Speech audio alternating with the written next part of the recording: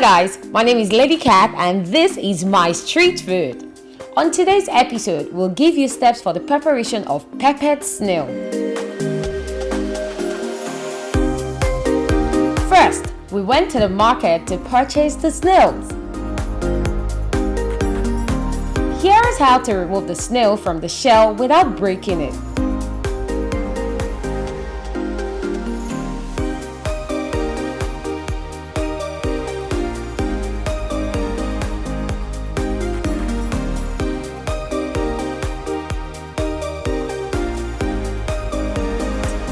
This is the easiest way to clean it properly using alum.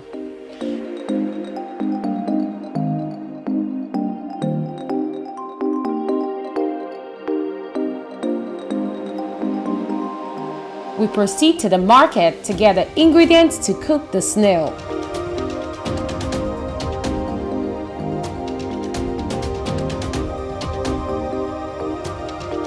Now, let's go to the kitchen for the preparation of the peppered snail.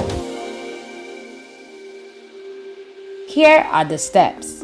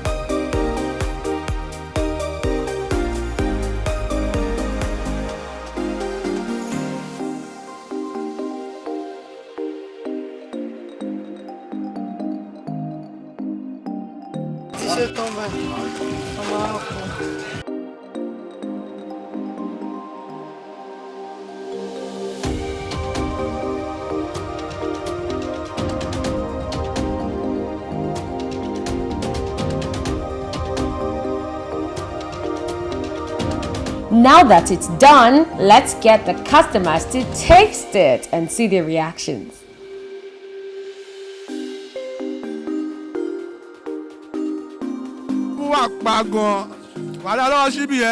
It makes sense. Everywhere is good. Everywhere, balance.